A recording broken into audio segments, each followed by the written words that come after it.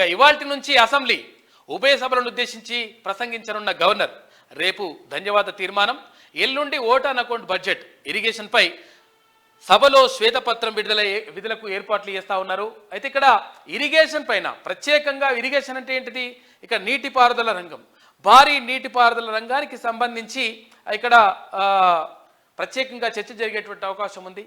ఈ చర్చలో ప్రధానంగా కాళేశ్వరం పైన పెట్టిన ఖర్చు ఎంత, తర్వాత దానికి నిజంగా ఇప్పుడు నీళ్ళు వస్తున్నాయా, ఎందుకు మేడిగడ్డ కుంగిపోయింది, దీనికి గత ప్రభుత్వం చేసినటువంటి దగా ఏంది, మోసం ఏంది, తర్వాత ఎందుకు కప్పిపుచ్చారు, దీనికి సంబంధించి అన్ని విషయాలు కూడా శ్వేతపత్రం విడుదల చేయడానికి ప్రభుత్వం సిద్ధమైతా ఉంది.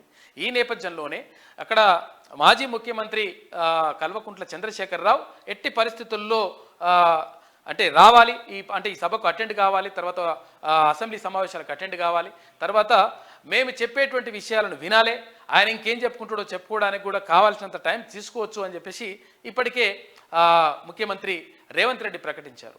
అయితే ఈ నేపథ్యంలో నిజంగా మరి అంటే తొంటి వెముక విరిగినటువంటి మరి మాజీ ముఖ్యమంత్రి కేసీఆర్ వస్తాడా రాడా అనే దానిపైన ప్రధానంగా ఇప్పుడు చర్చనీయాంశంగా మారింది.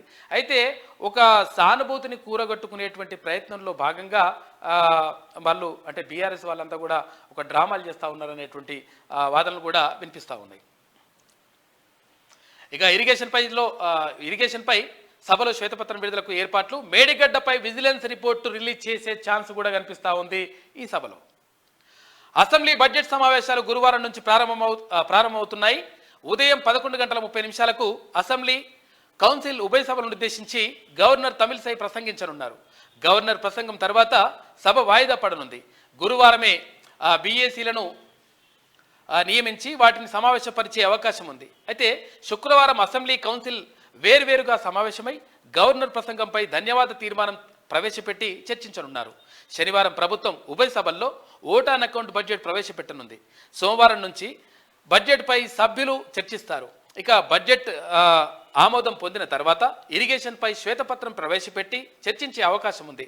కాళేశ్వరం ప్రాజెక్టుపై కాగిచ్చిన రిపోర్టును కూడా ఈ సమావేశాల్లోనే ప్రభుత్వం టేబుల్ చేయనుంది. అంటే అక్కడ ఏంది, control and auditor general report ఇచ్చింది. ఇప్పటికే మొత్తం కూడా ఇదంతా కూడా తెలుసు, ఇదంతా కూడా లంగకథలు పడ్డరు, ఇష్టం వచ్చినట్టుగా పైసలు మొత్తం కూడా పక్కదారి పడిపోయినాయి అని చెప్పేసి ఇప్పటికే రిపోర్ట్ ఇచ్చింది. దానిపైన కూడా ప్రధానంగా చర్చ జరిగేటువంటి అవకాశం ఉంది. ఇక కాళేశ్వరం ప్రాజెక్టు ప్రధాన బ్యారేజీ మేడిగడ్డపై విజిలెన్స్ ప్రిలిమినరీ రిపోర్టును ఈ సమావేశంలోనే ప్రవేశపెట్టే అవకాశం ఉందని అధికారులు చెప్తున్నారు. సమావేశాల నిర్వహణపై సమీక్ష.